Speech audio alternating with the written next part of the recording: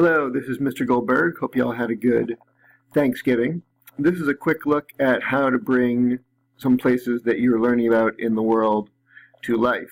So, Gracie and Elena are learning about Mumbai, which is the largest city in India, but many people might not know where it's located. So there it is. And we'll just sort of zoom in a little bit.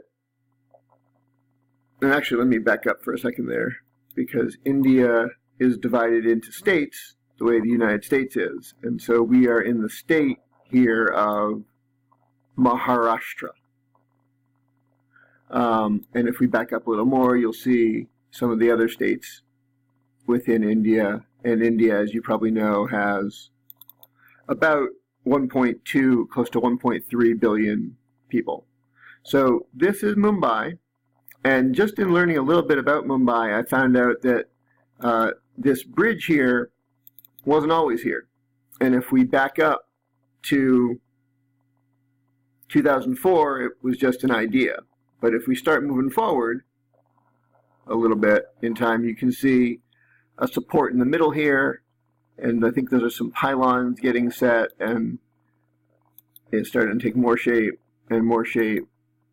And by 2007, I believe, we're up to 2005, you can see the road starting to come through, and then it eventually gets built. I think in total it took them 10 years to build this, so maybe they'd done some preliminary work before 2004, but now it's done, and you can see higher here sort of what it looks like. And if we zoom out, what it does is it allows you to get from here to here without having to drive all the way around. So it cut people's commute time to about 20 minutes maybe to get across here, as opposed to several hours, because Mumbai is such a populated area. So that's just one quick example of how you can bring the area that you are studying to life.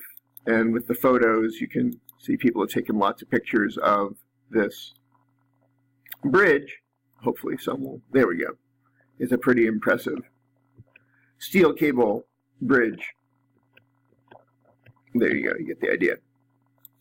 And then just one more example here. If we head down to Qatar, well, not down, if we head to Qatar, Qatar is, again, for some context, its only border is with Saudi Arabia, and it's this little piece that sticks up off of Saudi Arabia right around here.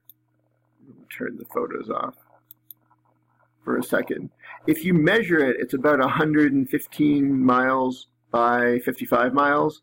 And just to get some context, if we head back to North Carolina to see, well, how big is Qatar, if we take a look at the triangle where we are, and then I'll just type in our new school address. Let's see, Sigma. So, yeah. So Google Earth isn't updated yet, but that's where we're going to be quite soon. Turn off the blue so we can see it. So that's where we're moving to, up the street into here. It'll be very exciting. But if we back up to look at the triangle, this is how big Qatar is. That's about 55 miles wide. And if we zoom out a little bit, you can see Qatar fits comfortably within North Carolina. You could have several Qatars within North Carolina. But I think that helps you picture a place that you may never have visited.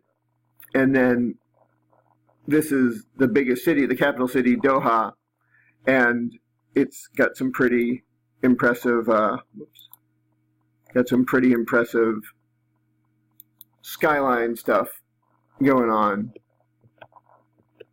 Major city. And then the question is, why did they get the FIFA 2022 World Cup? And what are they going to do with all these stadiums once they've put them up? I think the population is less than 2 million for all of Qatar. And there's even a Venetian Quarter, which I thought was kind of interesting. They've got the canals that connect different places. So obviously a lot of money, and can money buy you the World Cup? And it looks like the answer maybe yes. Is that the airport over here? Yeah.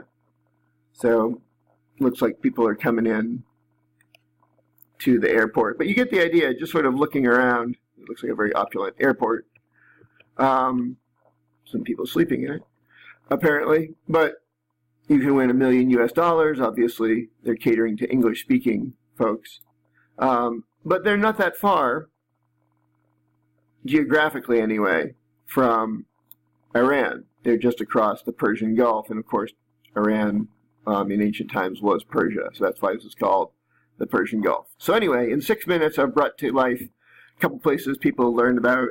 Consider using Google Earth as you learn about the world in this course. And I'll see you Monday.